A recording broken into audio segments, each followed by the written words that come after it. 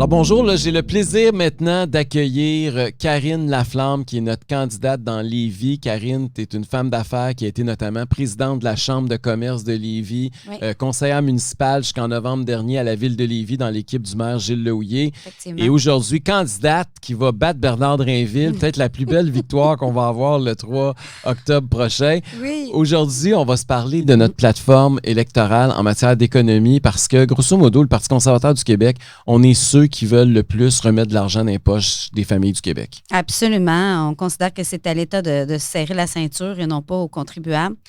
Ce qu'on veut proposer, c'est une augmentation du montant d'exonération de base qui passerait, actuellement, il est autour de 16 000 $, il passerait à 20 000 $. Ça, c'est le montant sur lequel on ne paye pas une scène d'impôt. Fait que les premiers 16 000 $ que tu gagnes, tu ne payes pas une scène d'impôt. Nous autres, on dirait jusqu'à 20 000 $, tu ne payes pas une scène. Oui, ce qui va beaucoup aider les personnes à plus faible revenu, on s'entend, là.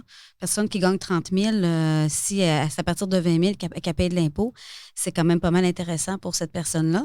Et en plus, on veut proposer une baisse de 2 % de l'impôt jusqu'à 92 000. Donc, ça veut dire entre 20 et 92 000, c'est 2 % de points d'impôt. Ouais. Fait que pour une famille là, ordinaire, ça représente combien d'économies d'impôt annuellement à peu près? Pour la famille moyenne, là, c'est à peu près 3 500 $ d'économie là, par année. Là. Avec c'est deux quand même, enfants, c'est ce qui lui ouais. resterait dans leur poche. Absolument. 3 500 $ de plus par année. Juste les baisses d'impôts. Ça, c'est à part leur augmentation de salaire puis toutes les autres baisses qu'on propose. Mais ça, c'est très intéressant. C'est de loin le plus gros engagement financier du Parti conservateur du Québec. Là. Et la plus grande baisse d'impôt dans toute l'histoire du Québec. Et de tous les partis, là, parce que je sais qu'il y en a deux autres qui essayent de parler de baisse d'impôt, mais c'est une fraction de ce qu'on propose. Oui. La deuxième chose, c'est le prix du gaz, parce que tout le monde nous parle qu'ils ont de la misère à payer l'épicerie, ils ont de la misère à payer leur hypothèque parce que les taux d'intérêt n'arrêtent pas de monter. Puis la troisième affaire, c'est le prix du gaz. Oui. Là, il a baissé un petit peu, mais c'est encore très haut. Là. Les gens disent qu'ils sont contents de payer une 70 ou une 80, mais il faut se rappeler qu'on payait une pièce avant que la crise sanitaire, au début de la crise sanitaire. Oui. Qu'est-ce qu'on veut faire par rapport au prix du gaz? Bien, nous, ce qu'on veut, c'est enlever la taxe sur l'essence, tout comme d'autres provinces canadiennes l'ont fait et aux États-Unis également. Certains disent que si on fait ça, les pétrolières vont aller chercher cet argent-là dans nos poches, mais on constate qu'ailleurs, c'est pas ce qui s'est produit. Ça, c'est l'attaque de M. Legault, la justification pourquoi il ne veut pas baisser les taxes. Il dit, non, je ne peux pas baisser les taxes, les pétrolières vont bouffer l'argent. Ouais. Sauf qu'en Ontario, ils ont baissé la taxe, puis on remarque que en Outaouais, du côté du Québec versus l'Ontario, l'écart qui s'est creusé, c'est exactement le montant de la taxe. Effectivement. Donc, il ne faut pas oublier que l'augmentation du coût de l'essence, oui, ça impacte les travailleurs quand ils vont travailler dans leur quotidien, mais également tous les transporteurs qui automatiquement vont venir remettre cet argent-là sur la facture des contribuables lorsqu'ils achètent leurs produits. On veut aussi aider au niveau fiscal les personnes plus âgées qui souhaiteraient peut-être encore travailler une journée ou deux par semaine, mais qui ne veulent pas se faire cannibaliser leur chèque de pension. Absolument, parce que ces gens-là ont encore énormément d'expertise. Ça peut être des mentors dans nos entreprises, on s'entend. Et ils ont envie de venir nous aider, mais malheureusement, actuellement, ça devient du bénévolat. Là, il n'y a rien qui leur reste. Donc, ce qu'on veut, c'est pour les 60-64 ans, leur redonner crédit d'impôt de 3 000 $ et pour les 64 ans et plus, 5 000 $. Donc, c'est quand même une somme très intéressante pour eux. Fait que ça, c'est une façon de les aider puis de dire, regarde, vous allez avoir plus d'argent dans vos poches. On a aussi, puis augmenter ou faire face aux problèmes de pénurie de main-d'œuvre. On n'arrête pas de parler de pénurie de main-d'œuvre. Il n'y a pas juste l'immigration qui peut régler la pénurie de main-d'œuvre. Non. Si le gouvernement se serre la ceinture puis réduit la taille de l'État, il y a plus de gens qui travaillent présentement pour l'État qui pourraient travailler dans les entreprises. Hein. Legault nous avait promis de baisser de 5 000 le nombre d'employés. Il n'a pas tenu sa parole. Non. Et si en plus, il a augmenté ça de 70 000, 72 000, bien, ça, c'est beaucoup de travailleurs qui pourraient travailler dans les entreprises où il y a de la pénurie de main-d'œuvre. Oui. Les personnes âgées, c'est un autre exemple. Et puis, réduire les délais d'attente pour l'immigration, particulièrement les immigrants saisonniers, ça pourrait aussi être une autre alternative. Je veux qu'on parle aussi des baisses de taxes et produits usagés parce que ça, c'est une idée qui a été adoptée au Congrès en novembre et qui a été très populaire. Oui, puis dans le fond, on le sait, là, les gens qui achètent des produits usagés, c'est souvent ceux qui sont plus à faible revenu. Donc, si on leur permet d'avoir une économie, de payer moins cher en éliminant la taxe sur les produits usagés, autant les voitures que les vêtements, tout. Les meubles, les électroménagers, il y a toutes sortes d'affaires qu'on achète usagées maintenant. Oui. Là, puis il y a toutes sortes de sites de revente, puis il y a toutes sortes de magasins même spécialisés là-dedans. Oui, absolument. Donc, c'est vrai, une économie encore là directement dans les poches des contribuables, donc c'est pas négligeable. Parce que de toute façon, on l'a déjà payé la taxe. Oui. Donc, moi, quand j'ai acheté mon char, j'ai payé une taxe. Là, le char neuf, tu le payes ta taxe.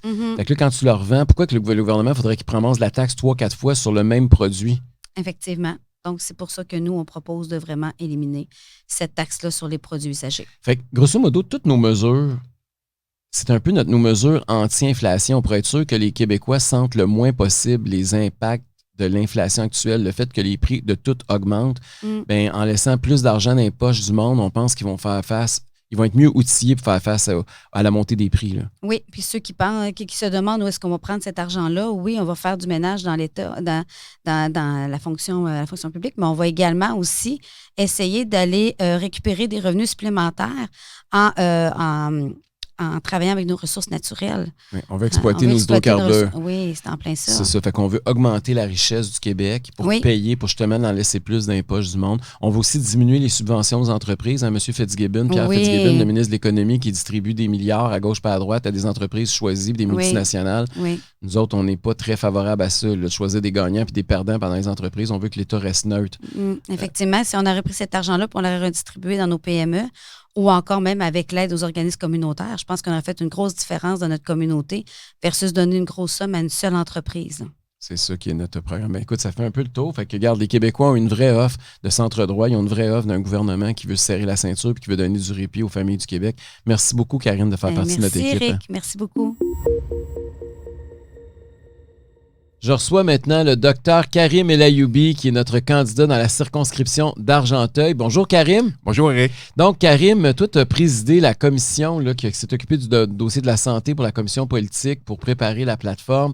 On a eu 800 membres qui se sont réunis en congrès, qui ont adopté des propositions. On a même tenu un colloque au printemps dernier. On a une plateforme qui est très costaude, là, qui est très, très détaillée en matière de santé parce que c'est un enjeu central. Mais pour essayer de résumer ça là, pour monsieur, madame, tout le monde, il y a 5 essentiellement propositions qui sont faites par le Parti conservateur du Québec en matière de santé pour améliorer, pour rendre le système plus efficace. Absolument.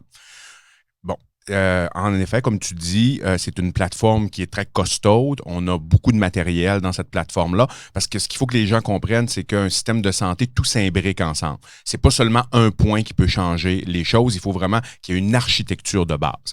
Maintenant, lorsqu'on parle, par exemple, on se rend compte qu'il y a un manque d'effectifs. Nous, qu'est-ce qu'on a fait au Parti conservateur du Québec? On a fait des modèles comparatifs à la grandeur de la planète. On a regardé beaucoup de modèles européens, entre autres les pays scandinaves, et même des modèles d'Asie développés qui ont des facteurs de performance beaucoup plus élevés que les nôtres. Il y a un premier point qu'on s'est rendu compte, on manque d'effectifs. Si on parle des effectifs médicaux, lorsqu'on se compare aux autres pays qui sont plus performants que les nôtres, juste en termes de médecins, nous, on a environ 2,5 médecins par 1000 habitants. Le ratio dans les pays de l'OCDE, c'est autour de 3,5. Même en Suède, qui ont un système plus performant que nous de façon significative, ils ont environ 6,7 médecins par 1000 habitants. On a très peu de médecins par 1000 habitants. Oui, et ça, même plusieurs moratoires qui ont été faits au Québec se rendent compte de ça. On dit qu'il manquerait à peu près 1000 médecins de famille. Mais juste augmenter les médecins de famille, c'est pas suffisant parce que si la première ligne peut être engorgée par une deuxième ligne qui est trop faible, si un patient n'a pas sa chirurgie du genou, même s'il va voir son médecin de famille 15 fois dans l'année, il va avoir des infiltrations de cortisone, mais c'est pas ça qui va améliorer, c'est pas ça qui va traiter le problème à la cause. Donc nous, ce qu'on propose, c'est rapidement, on veut faire en sorte qu'il y ait 2000 médecins de plus au Québec et on débuterait ça à partir dès le début d'un premier mandat. Pour ce faire, on veut augmenter de façon significative les admissions en médecine naturellement en fonction des capacités des universités. Mais si on pouvait augmenter autour de 300 les admissions par année pour quelques années afin d'atteindre ce ratio-là, ça serait intéressant. Mais le problème ici, c'est qu'on se rend compte que ça prendrait 7 à 11 ans, tout dépendamment du niveau de spécialité du médecin, avant que ça ait un effet réel sur le système. Donc, nous, ce qu'on veut faire, on veut aller chercher des médecins qui ont des diplômes étrangers comparables aux nôtres. On veut accélérer le processus. Si on fait juste un comparatif, au Québec, on a à peu près 8 à 9 % des médecins qui sont formés hors province Québec. Si on compare avec la Saskatchewan, ils en ont 49 %, donc près d'un sur deux. Et l'avantage, c'est que ces médecins-là, ça nous coûte moins cher parce qu'ils sont déjà formés ailleurs. Il faut accélérer la reconnaissance des diplômes étrangers. On veut également augmenter de façon très significative le nombre d'infirmières praticiennes spécialisées qui sont en mesure de faire beaucoup de tâches que les médecins font. Et ça peut désengorger la première ligne, mais également la santé mentale, parce que certaines infirmières praticiennes spécialisées sont formées en santé mentale. Nous, on veut, à travers un premier mandat, et en allant en recruter à l'extérieur et en augmentant de façon significative les admissions dans les universités au 2e cycle, faire en sorte qu'on atteigne en 4 ans le même ratio que celui de l'Ontario. Ça nous en prendra entre 1000 et 1100 de plus que ce qu'on a actuellement. Ça, on s'engage à faire ça au Parti conservateur du Québec et également faire des campagnes de recrutement international pour les infirmières. Pour les infirmières, parce qu'on sait qu'en plus, il y en a beaucoup qui ont quitté le réseau parce qu'ils étaient écœurés dans les conditions de travail, parce que le gouvernement du Québec est un mauvais employeur. Ça n'a pas rapport avec le salaire. Souvent, c'est les conditions de travail qui sont exécrables. Le fait justement d'offrir de l'alternative, parce que ça aussi, c'est quelque chose que le Parti conservateur va proposer, c'est d'avoir différents employeurs pour essayer de trouver peut-être un milieu de vie qui convient mieux aux besoins de certaines infirmières ou même de certains médecins. Là. Tout à fait. Et ça, c'est le concept de la concurrence. Nous, au Parti conservateur, on croit qu'un monopole, ça ne fonctionne pas. Ça fonctionne à peu près pas dans le privé. On ne voudrait pas qu'il y ait, par exemple, une seule bannière de station-service. Tout le monde s'entend là-dessus. Donc, pourquoi ça prendrait un système monopolistique en santé? Nous, ce qu'on propose, c'est d'ajouter la concurrence du privé. OK? Et de quelle façon on veut faire ça? Bien, on veut qu'un réseau privé émerge. Pour faire en sorte qu'un réseau privé émerge, bien, il faut libéraliser le système, il faut donner cette possibilité-là. Ça n'arrive pas par enchantement. Et de ce fait, on veut quelques points ici, relever l'interdiction de la pratique mixte. C'est-à-dire, à l'heure actuelle, c'est plus difficile d'avoir un réseau privé efficace qui émerge en raison du fait que les médecins n'ont pas le droit de pratiquer et dans le privé et dans le public. C'est 100-0. C'est soit que tu es 100% privé ou que tu es 100% public, mais tu peux pas être moitié-moitié ou 70-30. Exact. Sauf quelques petites exceptions. Si c'est pas remboursé par la RAMQ, si les services ne sont pas remboursés par la RAMQ, il y a quelques petites exceptions, peu, ouais. Mais c'est très peu. Ce n'est pas suffisamment libéralisé. Et on se rend compte qu'à l'heure actuelle, il y a certains chirurgiens qui opèrent une journée par semaine dans le réseau public, mais sont menottés, ils ne peuvent pas aller dans le réseau privé. Et s'ils décident d'aller dans le réseau privé, ben, il faut qu'ils se désaffilient de la RAMQ. Nous, on trouve que c'est inacceptable. Et, donc ça pourrait augmenter, en fait, les ressources parce qu'il y aurait plus de monde de disponible, on pourrait avoir plus d'heures où des gens recevraient des soins. On peut alléger les listes d'attente avec ça. Là. Absolument, absolument. Et ça aide à faire émerger un réseau privé qui va concurrencer le réseau public. Et par le fait même, lorsqu'il y a de la concurrence, on risque vraiment d'améliorer la qualité, la qualité de travail des gens, la qualité de vie au travail des gens, la qualité des conditions de travail, parce que l'employeur n'est pas un employeur monopolistique. Un autre point qu'on veut faire pour faire émerger un réseau privé, c'est permettre, et aussi pour respecter la liberté de choix des citoyens, de contracter une assurance contracter l'assurance qu'ils veulent. C'est-à-dire, en ce moment, il y a un seul assureur au Québec qui s'appelle la RAMQ. C'est le gouvernement, c'est public, il n'y a rien d'autre. Il est un mauvais assureur parce que imagine que ton auto brise, puis tu as besoin d'attendre 1 an et demi pour la faire réparer. Ce serait complètement inacceptable. Mais si on avait un seul assureur pour les automobiles, probablement que c'est ça qui arrive. Aussi. Exactement. Donc, nous, on veut permettre aux gens de contracter une assurance privée, soit via leur employeur, soit par eux-mêmes, faire émerger ce réseau-là. Pour, 1, respecter leur libre choix, 2, faire en sorte que l'assureur du gouvernement soit concurrencé par des assureurs privés.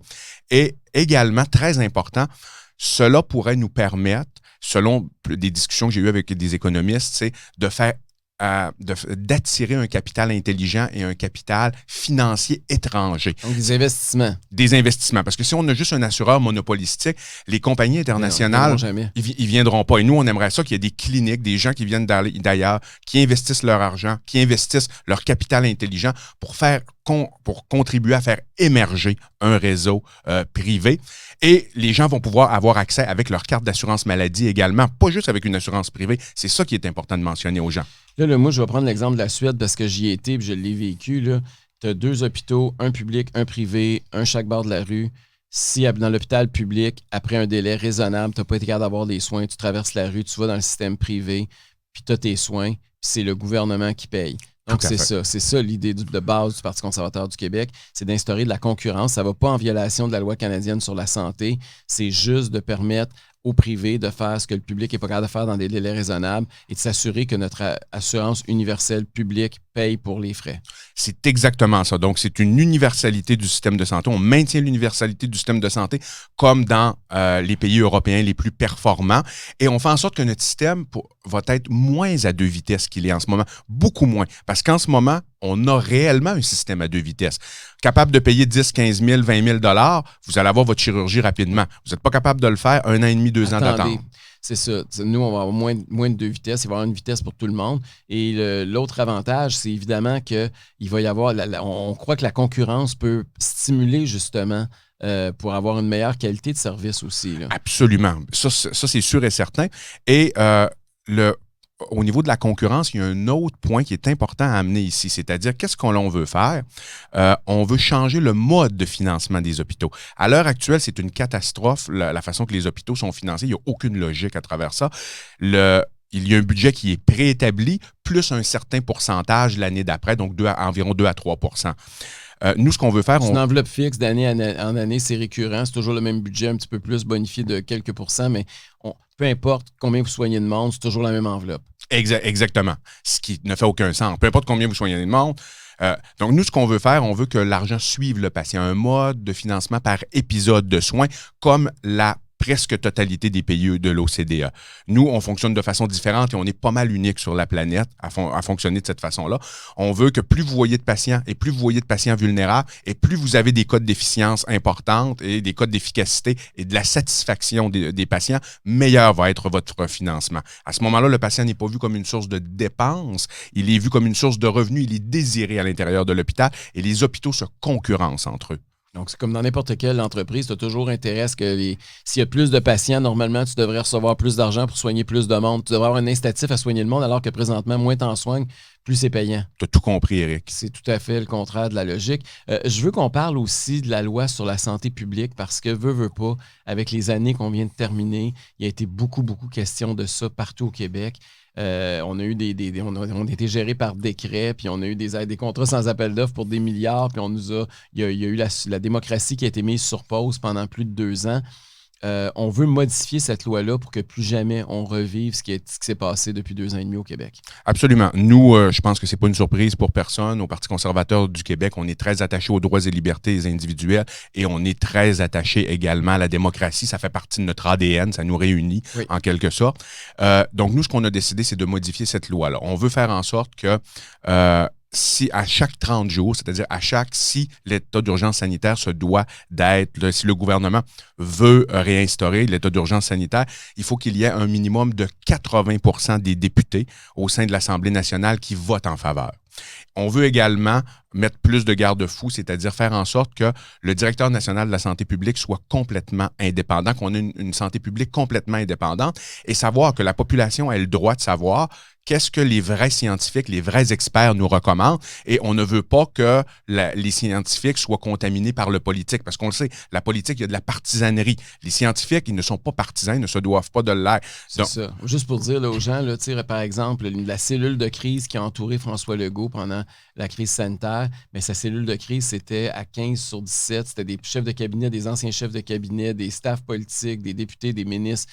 Donc, des gens pour qui leur intérêt premier, c'était la réélection de François Legault. Puis il y avait un seul scientifique, c'était le docteur Arruda pendant plusieurs mois. Donc, c'est ce genre de situation-là qu'on veut éviter à tout prix. On veut vraiment qu'il y ait une séparation entre les deux. Puis quand ça vient des scientifiques, on sait que c'est scientifique. Il n'y a pas eu de tripotage politique pour aider la réélection de qui que ce soit. Absolument. Et pour ça, ça serait, selon nous, important que le directeur national de la santé publique ne soit pas sous-ministre, qu'il soit nommé et après qu'il ait une indépendance totale du ministre de la Santé, du ministère de la Santé et du premier ministre.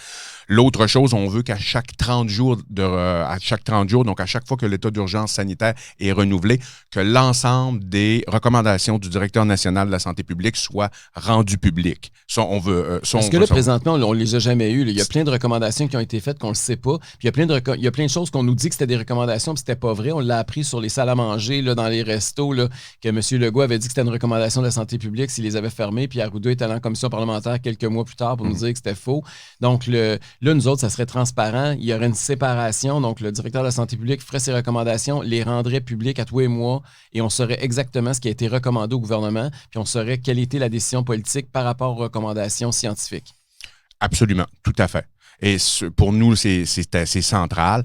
Et la dernière chose que je voulais ajouter par rapport à ça, c'est l'histoire des contrats sans appel d'offres. À chaque 30 jours, tous les contrats sans appel d'offres, parce que c'est quand même l'argent du contribuable, l'argent du citoyen, tout l'ensemble de ces contrats-là, ça devrait d'être rendu public afin que lorsque les citoyens vont aller à l'urne, ils savent exactement l'ensemble des décisions que leur gouvernement a prises et qu'est-ce que le gouvernement a fait avec leur argent. Il y a beaucoup de gens parce que là, évidemment, on a une proposition qui est assez globale en matière de santé. La place du privé, c'est sûr qu'on se fait beaucoup attaquer par nos adversaires parce que eux, ça fait 40 ans qu'ils tournent en rond avec le monopole public qui est de plus en plus inefficace, mais ils sont incapables d'en sortir. Le François Legault essaie d'utiliser le mot privé quand même pour venir essayer de plaire à nos clientèles, mais on se comprend que ce que la CAQ propose, ça n'a rien à voir avec le privé, ça n'a rien à voir avec ce qu'on propose nous, là. Eux, c'est en parallèle, c'est ce qui est non médicalement requis, puis c'est en marge du système un peu, là. Exactement. Ils ne veulent pas, de ce que l'on a vu, du moins à venir jusqu'à date, parce qu'ils reprennent quand même certaines de nos propositions. Là. Ils ont l'air peut-être... Ils aiment ça copier. Oui, c'est ça. Donc, la copycat, on l'appelle. C'est ça. Donc, mais à l'heure actuelle, ils ne proposent pas vraiment un modèle mixte, privé, public, comme on voit dans les pays européens les plus performants. Qui sont quoi, donc? La Suède, la Norvège, Suède, l'Allemagne. Norvège, Danemark, Allemagne. Il y a la Suisse qui a un système de santé extrêmement performant. Juste là, le modèle suisse, il n'y a pas d'assureur étatique. C'est seulement des assureurs, ou à peu près pas. Et c'est seulement des assureurs privés qui se compétitionnent. Et en fonction du revenu, pour qu'il y ait une justice sociale, plus tu as un revenu qui est élevé, moins l'État va donner de l'argent à la compagnie d'assurance pour... Tu comprends? C'est-à-dire, par exemple, quelqu'un comme moi, mon assurance me coûterait beaucoup plus cher que quelqu'un qui est au salaire... Vous êtes très riche. Que quelqu'un qui travaille au salaire minimum. Quelqu'un qui travaille au salaire minimum, il est assuré, par exemple, par un assureur privé, mais il ne paye à peu près à très, très faible coût. Ça, c'est le modèle suisse et il fonctionne. C'est un des meilleurs modèles sur la planète. Donc, c'est beaucoup les modèles européens qui nous ont inspirés et on a fait un peu la synthèse de tout ça. Puis c'est l'offre qu'on propose aujourd'hui. Puis on a regardé ce qui s'est passé ailleurs dans le monde. On sait que ces modèles-là sont beaucoup plus efficaces que le nôtre. Exactement. Les facteurs de performance, là, quand on parle des listes d'attente dans les urgences, les listes d'attente en chirurgie, en spécialité, l'accès à la première ligne, on est dans un autre monde complètement. Parce qu'avec le vieillissement de la population, on n'a pas le choix. Là, sinon, on se dirige dans le mur à vitesse grand V. Là. Absolument. Et eux, Éric, ce qui est intéressant, c'est qu'ils ont juste été un peu plus brillants que nous, un peu plus visionnaires, disons. C'est qu'ils avaient anticipé leur vieillissement de la population en fonction de leur démographie, à partir des années 80, et ils ont décidé d'instaurer ces réformes-là graduellement à partir des années 80-90. Nous, ça nous a pris du temps, mais bon, en ce moment, heureusement pour la population, on est là. Puis il y a une alternative. Une efficacité accrue pour le système de santé.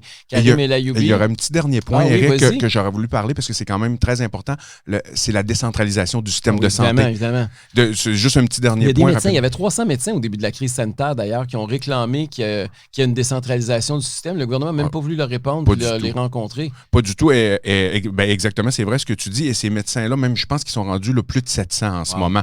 Et ils ont fait un très bon travail. Nous, certaines de nos propositions dans la décentralisation est basée sur les travaux de ces médecins-là qui ont vraiment étudié la littérature en détail. Et nous, qu'est-ce qu'on veut? Et c'est quoi l'intérêt de la décentralisation? C'est bon pour tout le monde. C'est bon pour le patient parce que les décisions sont prises beaucoup plus près du patient. Et c'est également bon pour le personnel et ça peut faire en sorte qu'il y ait beaucoup moins d'exode. Moi, les infirmières qui sont vraiment la pierre angulaire du système de santé, selon moi, et on les perd. Il n'y en a jamais eu autant qui sont inscrits au tableau de l'ordre, selon mes collègues infirmières, mais ils s'en vont travailler chez Costco parce que leurs conditions de travail ne sont pas assez bonnes.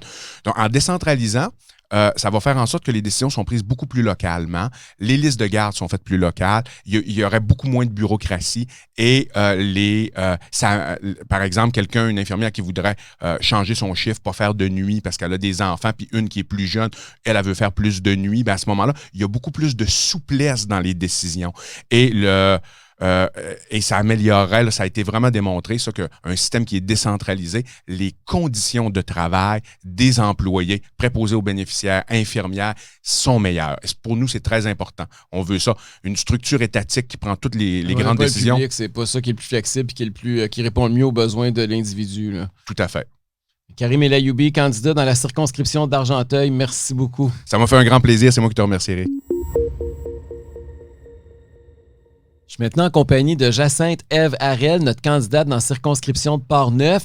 Jacinthe, qui était une ancienne candidate de la CAQ aux dernières élections, et elle aussi, comme moi, qui est une CAQ et qui est une gestionnaire dans le réseau de la santé. Bonjour, Jacinthe. Bonjour. Aujourd'hui, je te reçois aussi parce que tu es une mère de famille.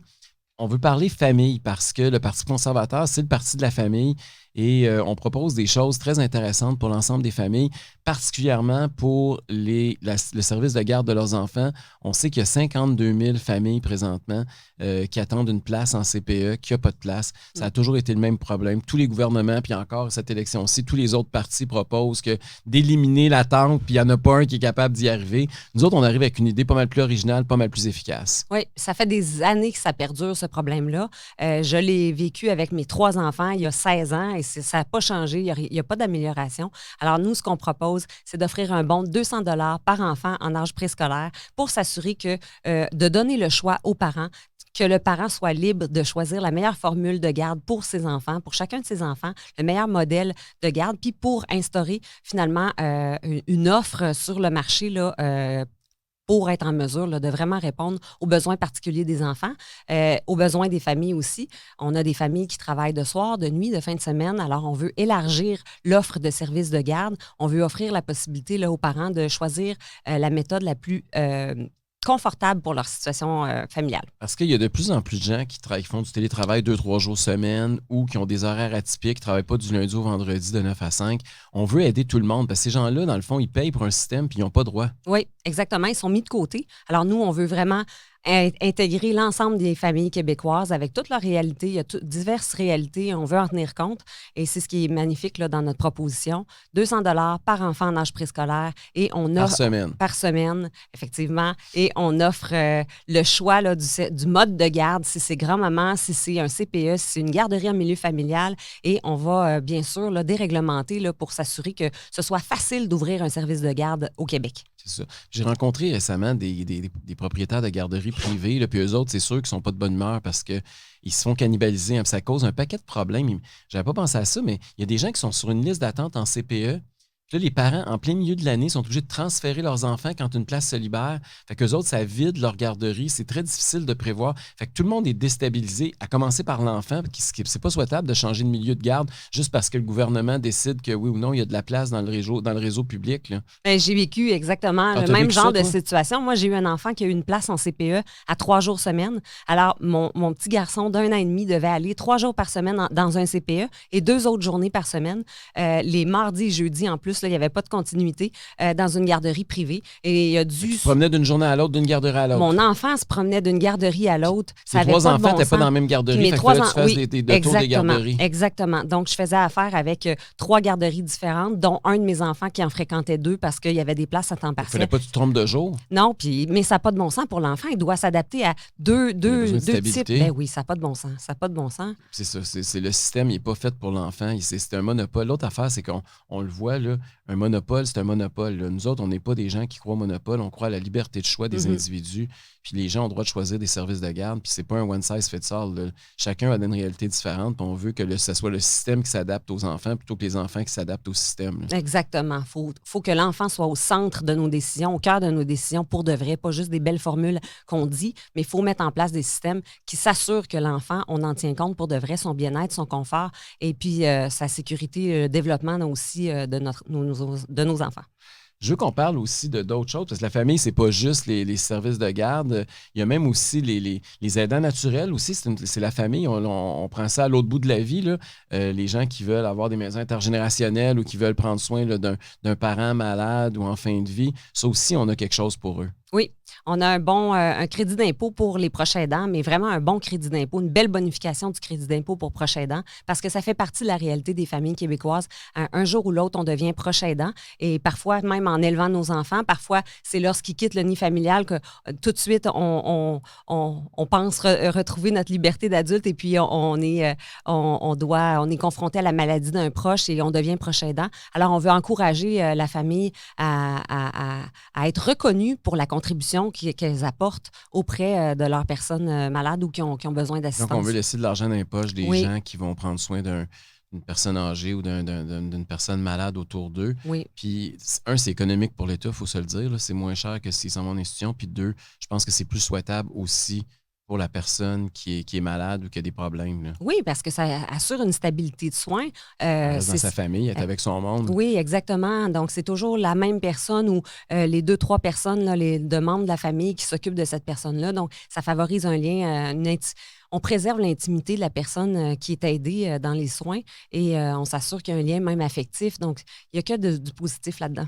Puis, y a-t-il d'autres mesures pour la famille aussi qui sont incluses dans la plateforme du Parti conservateur du Québec? Oui, tout à fait. On a aussi, on prévoit abolir la taxe de mutation pour les familles qui ont moins de 2 enfants. Ça, la taxe de mutation, c'est la taxe de bienvenue. Oui, exactement. Ça coûte une couple de 1000$ quand tu achètes une maison. C'est sa façon pour le gouvernement de te souhaiter la bienvenue. Oui, exactement. Okay. Et puis, les familles qui ont 2 enfants pourront avoir finalement congé de cette taxe de mutation lors de l'achat de leur première maison. Donc, ça vient, encore une fois, c'est une mesure concrète pour alléger le fardeau financier sur les familles du Québec. Parce qu'on le sait que là, la hausse des prix des maisons a fait en sorte qu'une nouvelle génération n'a presque plus accès à la propriété. Ouais. Ils vont être une génération de locataires si ça continue comme ça, parce qu'ils n'ont jamais assez de cash down, le montant d'argent là, au départ là, pour mettre comme dépôt sur une maison. Fait que la taxe de bienvenue, ça s'ajoute à ça. C'est un autre frais.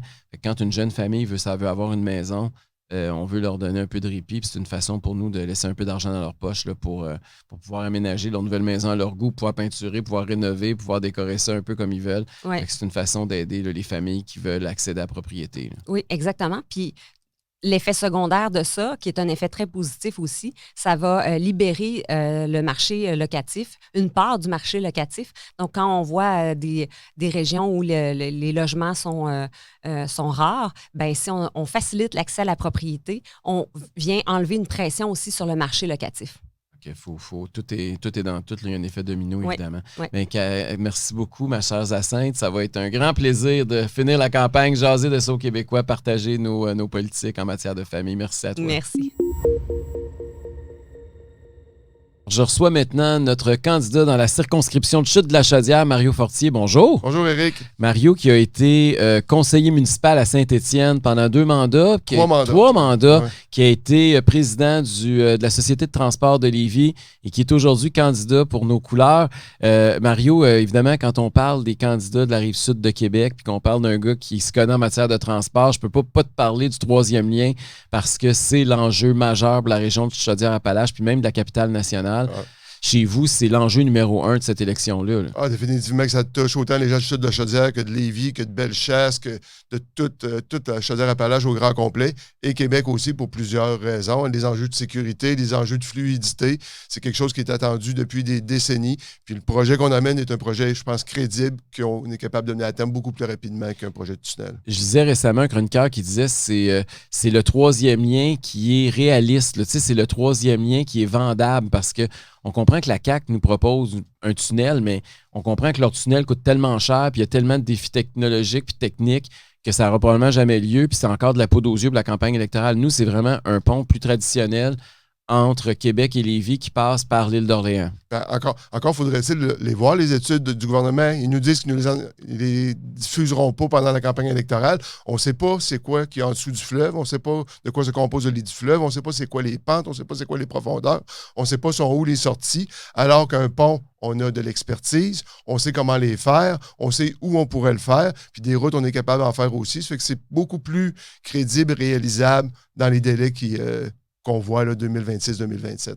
Notre pont, évidemment, va être plus rapide. J'entendais le maire de Lévis dire qu'il veut un projet, mais le plus vite possible. Ben, nous autres, construire un pont, c'est 2 fois plus vite que de creuser un tunnel. Là. C'est les ingénieurs qui nous disent ça. Définitivement. Puis l'expertise québécoise dans les ponts, elle existe, tandis que dans les tunnels, elle n'existe pas.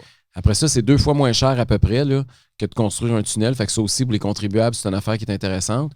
Et on peut aussi transporter des matières dangereuses. Là, ça peut être intéressant parce qu'il y a le port de Québec qui est juste de l'autre bord d'où on veut faire arriver notre pont. Ça pourrait aussi être un élément important pour pouvoir désenclaver un peu le port de Québec puis amener une partie de ses activités sur la rive sud de Québec. Oui, d'autant plus qu'on sait que le port de Québec a des options d'achat sur des grands terrains dans l'est de Lévis. Donc, ça pourrait être un enjeu économique majeur pour l'essor économique de la région, de la grande région de Capitale-Nationale et de Chaudière-Appalaches. Ça pourrait être on pourrait procéder là, à un agrandissement d'une certaine façon du port de Québec. Là. Oui, puis quand on sait on agrandit un port, on a toutes les dépenses indirectes qu'il peut avoir, toutes les compagnies qui peuvent venir s'installer. C'est vraiment un projet porteur pour les 50 à 100 prochaines années. C'est une infrastructure importante parce que c'est ça, on va pouvoir transporter les matières dangereuses. L'autre affaire, c'est la prévisibilité des coûts. Parce que, veut pas, quand tu passes en dessous de l'eau, c'est très imprévisible. On ne connaît pas encore l'état du sol. Les risques de dépassement de coûts, ça peut exploser. On le voit à Montréal avec le tunnel Louis-Hippolyte Lafontaine, là, qui vont être obligés de fermer pendant un bout de temps. Ça cause des problèmes majeurs là, quand c'est un tunnel, puis il y a des imprévus qui peuvent coûter très, très cher. Là. Puis hormis le choix d'infrastructure, l'impact économique, même touristique, parce qu'on parle souvent que l'île d'Orléans est un peu réfractaire à l'idée qu'il y ait un nouveau pont, mais les gens ne se déplacent pas pour aller dans un tunnel. Un tunnel, ça n'existe pas, c'est une contrainte. Tandis qu'un pont peut être architectural, peut être beau, peut même attirer les gens, les touristes à aller faire des boucles, puis profiter de l'économie de Lévis, de Québec et même de l'île d'Orléans. Parce que ça, on s'est fait attaquer par M. Legault là, sur l'esthétique là, du pont. Il faudrait lui dire que d'abord, les pylônes d'Hydro-Québec, c'est pas mal plus laid qu'un pont. Nous, on propose même de voir, parce qu'on va sauver beaucoup d'argent en faisant un pont, de voir comment on peut intégrer ça, puis comment on pourrait enfouir cette laideur-là. Moi, j'appelle ça la verrue sur la face de Québec. Fait que ça, c'est un autre enjeu, là, parce que l'île d'Orléans, si on choisit de voir un pont ou voir des pylônes, pas mal sûr que les gens vont être pas mal plus favorables à regarder un pont que de regarder des pylônes électriques. Là. Oui, définitivement. Puis on va pouvoir arriver avec une proposition concrète que les gens vont comprendre et apprécier parce que ces études-là sont réalisables beaucoup plus rapidement que des enjeux d'un tunnel qui sont plus contraignantes et où il y a plus d'inconnus. Il y a l'enjeu aussi de centre-ville à centre-ville. À Québec, là, on a un fer à cheval présentement. Ça a toujours été prévu qu'un périphérique, c'était pour ça d'ailleurs que les 2 autoroutes quasiment arrivent chacun de 2 bords du fleuve.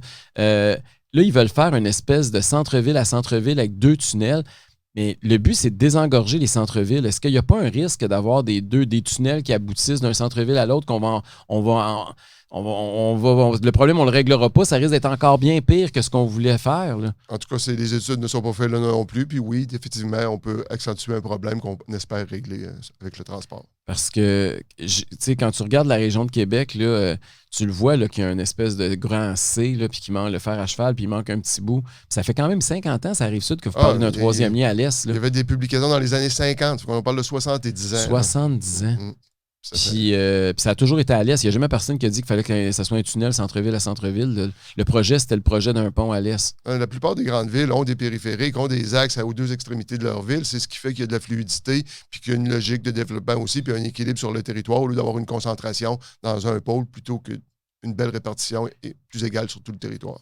Je veux te parler d'une autre proposition du Parti conservateur dans notre plateforme. On veut, puis qui fait beaucoup jaser, c'est celle d'élargir notamment à certains endroits les autoroutes 20 et 40. Toi, il y a une bonne partie de la 20 qui passe dans ton comté. Tu as la tête des ponts qui est dans ta circonscription. Évidemment, l'élargissement des autoroutes en milieu urbain, comme la 20 et la 40, c'est pour améliorer la fluidité. Là. C'est pour ça que c'est nécessaire, parce que chez vous, il y a des congestions pas à peu près. Oui, c'est nécessaire, d'autant plus que sur tout le territoire de Lévis, chez Chaudière, il manque des axes est-ouest à cause de la rivière Chaudière, à cause de la rivière Etchemin. Ça fait que l'autoroute 20 est utilisée comme un boulevard urbain. Fait que souvent, aux heures de pointe du matin et du soir, c'est complètement arrêté pour une ville qui est quand même 4 fois moins dense que Québec. Fait que donc, l'élargissement de la 20 est débuté, mais il reste encore de grands tronçons à faire. C'est des investissements qui vont être requis et à court terme. Fait que c'est ça que le Parti conservateur propose, notamment dans la région de Lévis. Merci beaucoup, Mario. Bonne campagne. Merci, Éric. À la prochaine.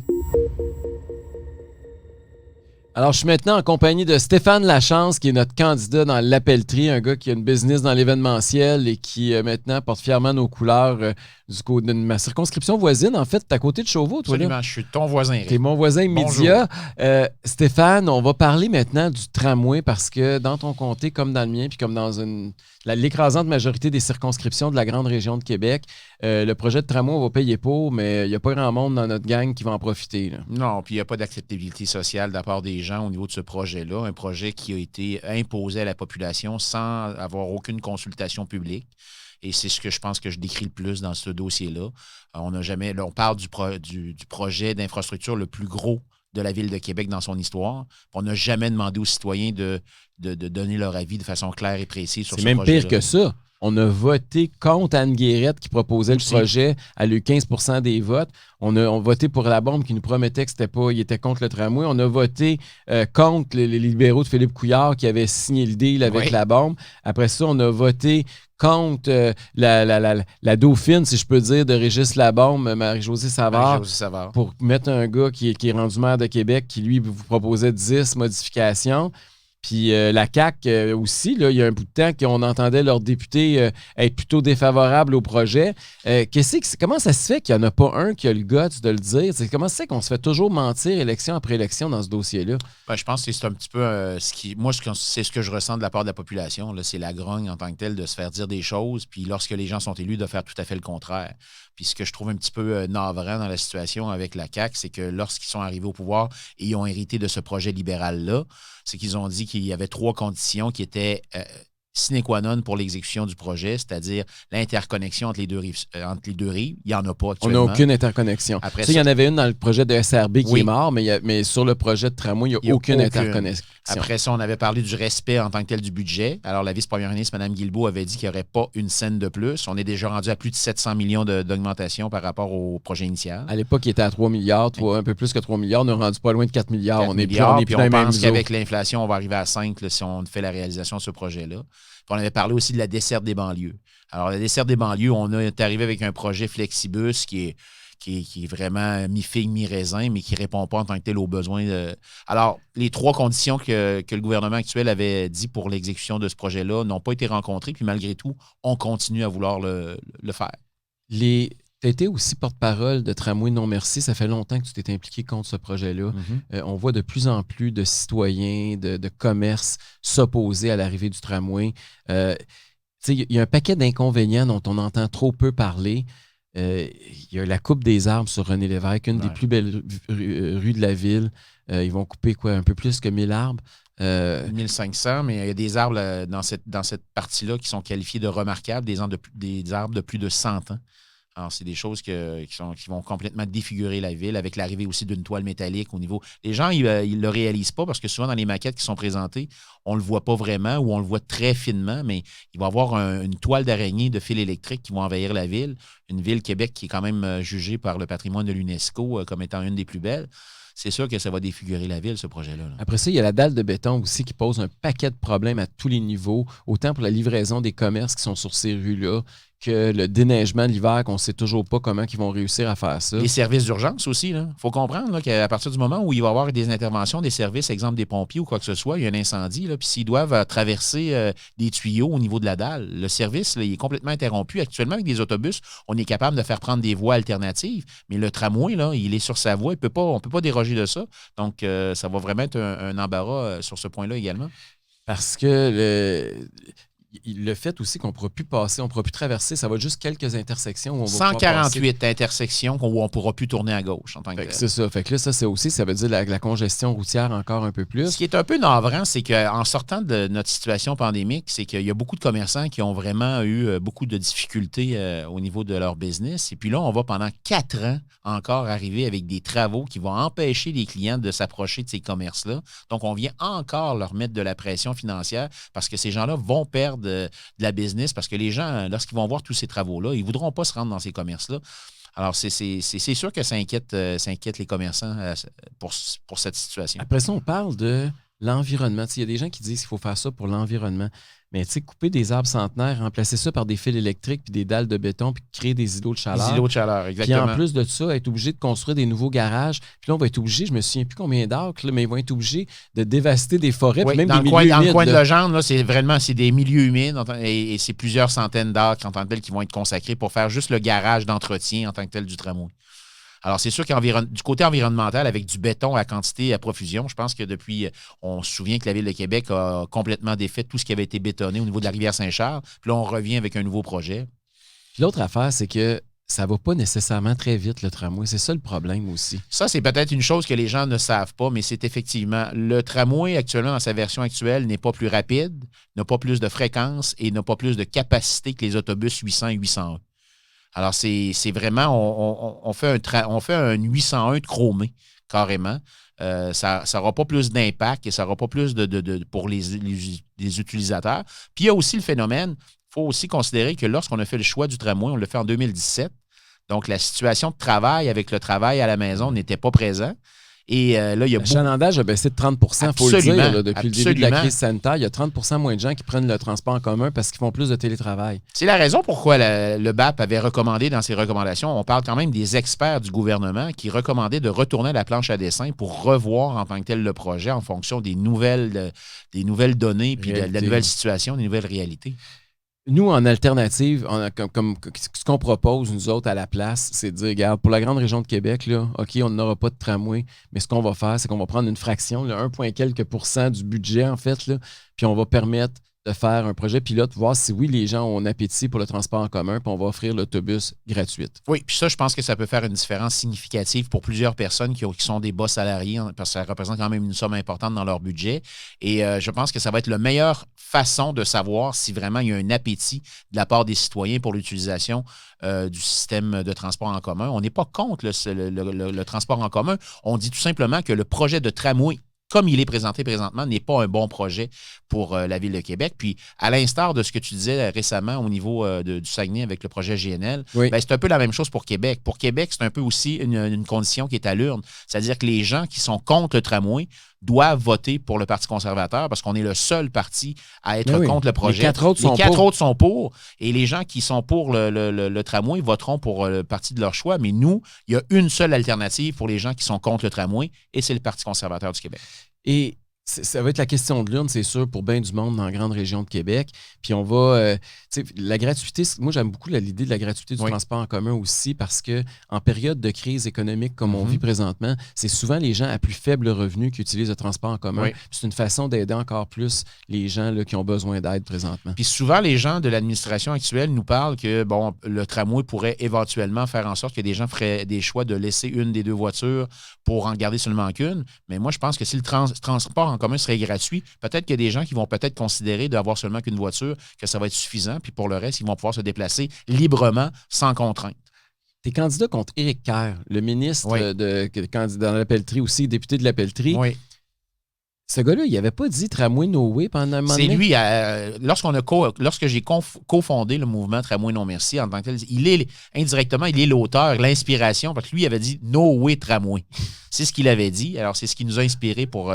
Tramway Non Merci. Toi, tu Tramway l'as Non traduit Merci. dans le fond. Oui, on a voulu mettre ça en français, bien évidemment. Puis lui, il a décidé de faire un virage à 180. Puis aujourd'hui, il est un ardent promoteur du tramway. Oui, mais ses prémices sont fausses parce que récemment, je l'ai encore entendu dans une entrevue radio, puis il parlait de l'interconnexion, il parlait de l'acceptabilité sociale aussi au niveau du troisième lien, mais il n'y en a pas au niveau du tramway. Alors, je comprends, tu sais, c'est toutes des choses qui sont un petit peu réverbatives face à son discours. Puis il y a un des éléments aussi qu'on oublie, là, c'est la congestion routière que ça va créer. On élimine des places de stationnement. Pendant la construction, ça va être l'enfer parce qu'on va bloquer René Lévesque. On sait que Grande Allée, à cause des festivals, à cause de toutes sortes d'événements, est souvent bloqué. Fait que là, les gens, on va circuler où à Québec? Ça va être, écoutez, c'est déjà difficile actuellement, puis on est seulement dans les travaux préparatoires. Alors, imaginez-vous, pour les 4 prochaines années, on parle de presque 1 an de dynamitage pour le quartier Saint-Jean-Baptiste. Il y a des endroits là, sur la rue des Canotiers, le tramway va passer à 4 pieds des maisons. Ça n'a aucun bon sens. C'est un projet qui n'a ni queue ni tête et qui mérite vraiment, il faut l'arrêter. Et les gens qui veulent arrêter le tramway doivent voter conservateur. Fait que le tramway No Way, c'est le 3 octobre qu'on a une chance de dire non merci au tramway. Merci beaucoup, Stéphane Lachance. Merci.